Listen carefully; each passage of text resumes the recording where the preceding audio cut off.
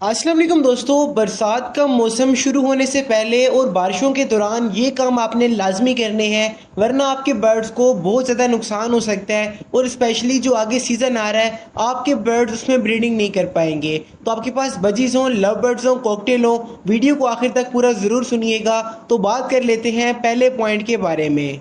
तो हमारा पहला पॉइंट है एग्जॉस्ट फैन और वेंटिलेशन के बारे में, लेकिन लास्ट पॉइंट बहुत ही इंपॉर्टेंट है, उसको आपने लाजमी सुनना है, तभी आपके बर्ड सिक्योर होंगे। तो नंबर 1 पे आपने क्या करना है कि इस तरह का जो एग्जॉस्ट फैन होता है वो आपने बर्ड्स के सेटअप में लाजमी लगाना है। अगर आपके पास इंडोर सेटअप है तो आप लाजमी लगाएं। आउटडोर सेटअप में अगर आपके शेड में 2 से 3 साइडों में हवा का क्रॉस होता है तो तब आपको ज़रूरत नहीं है। और हमारा सेकंड पॉइंट है वेंटिलेशन के बारे में। तो आपके शेड में एक साइड से हवा आए और दूसरे साइड से अगर निकल जाए तो ये आपके बर्ड्स के लिए बेस्ट है। बरसात के मौसम में एयर वेंटिलेशन बहुत ज़रूरी है, वरना हफ्ते से हमारे बर्ड्स एक्सपायर हो जाते हैं। तो इन 2 पॉइंट्स का आपने ख्याल लाजमी रखना है। जिनके पास इंडोर सेटअप है वो बर्ड्स की केयर ज़्यादा करें, क्योंकि आउटडोर सेटअप में इस टाइम पे हवा चल रही होती है हल्की हल्की और हमारा परिंदा सर्वाइव कर लेता है। इसके बाद बात कर लेते हैं दूसरे पॉइंट के बारे में, जो कि पानी और एप्पल साइडर विनीगर के बारे में है। क्योंकि इन दिनों पानी के अंदर फंगस लग जाता है और अगर हमारा परिंदा वो गंदा पानी पिएगा तो बर्ड्स का डाइजेस्टिव सिस्टम खराब होगा, हमारे बर्ड्स को लूज मोशन लग जाएंगे और स्पेशली हमारा परिंदा आगे ब्रीडिंग नहीं कर पाएगा।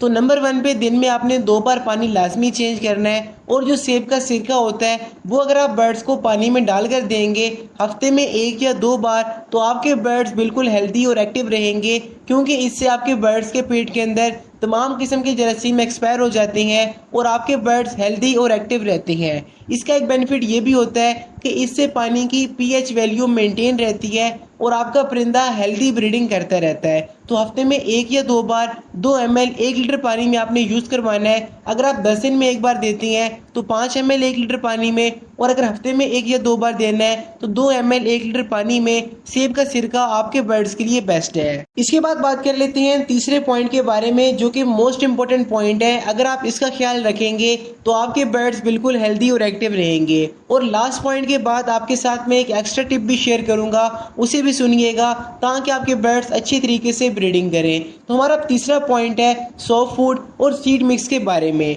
पहले बात कर लेते हैं दाने के बारे में। तो दाना आपने बर्ड्स को ऐसे देना है कि वो 2-3 दिन तक आपके बर्ड्स के केज में पड़ा ना रहे, वरना उसके अंदर फंगस लग जाएगा और फंगस वाला दाना खाने से हमारे बर्ड्स एक्सपायर हो सकते हैं। सेकंड नंबर पे जब अभी आपने बर्ड्स को सॉफ्ट फूड देना है तो तकरीबन 1 घंटे के बाद आपने वो सॉफ्ट फूड निकाल के वेस्ट कर देना है, क्योंकि जो गीला सॉफ्ट फूड होता है उसके अंदर बैक्टीरिया की ग्रोथ काफ़ी जल्दी होती है और आपके बर्ड्स को काफ़ी ज़्यादा नुकसान हो सकता है। तो ये आपने लाजमी माइंड में रखना है कि आपके बर्ड्स की केयर के लिए ये 2 पॉइंट बहुत ही इंपॉर्टेंट है। एक तो आपने दाने का ख्याल रखना है, सेकंड नंबर पे सॉफ्ट फूड का ख्याल रखना है, तो आपके परिंदे इजीली सर्वाइव कर लेंगे। और इसके साथ साथ जो इलेक्ट्रोलाइट्स होते हैं उसका इस्तेमाल आपने ज़रूर करना है, क्योंकि उससे आपके बर्ड्स को विटामिन मिलेंगे, नमकियात की कमी पूरी होगी और आपका बर्ड स्ट्रेस में नहीं जाएगा।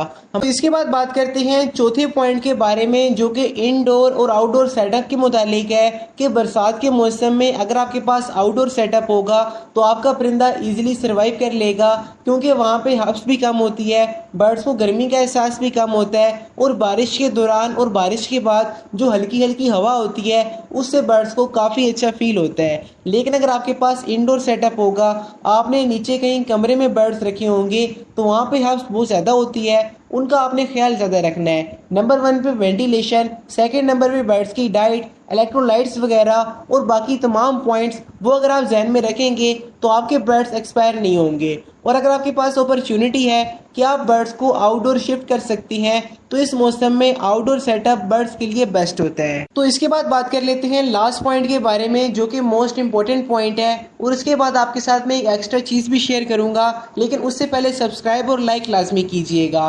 तो हमारा लास्ट पॉइंट है मेडिसिन और ट्रीटमेंट के बारे में। यानी कि इस मौसम में अगर आपका बर्ड डाउन हो जाता है, अगर आपका बर्ड्स बीमार हो जाता है तो आपने क्या करना है। इन दिनों जो सबसे बड़ा मसला बर्ड्स में देखने को आता है वो बुखार और ज़ुकाम होता है। तो उसके लिए एरेनिक सिरप और आप जो कालपोल सिरप होता है वो यूज़ कर सकते हैं। अगर आपके बर्ड्स को बुखार होगा, सुस्त होगा, तो आप कालपोल का इस्तेमाल करें। अगर आपके बर्ड्स को फ्लू हो गया है तो आप एरनिक सिरप का इस्तेमाल कर सकते हैं। सेकेंड नंबर पे अगर आपके बर्ड्स को लूज मोशन हो गए हैं तो जो फ्लैजल सिरप होता है या एंटामाजोल सिरप होता है वो आप बर्ड्स को यूज़ करवा सकते हैं।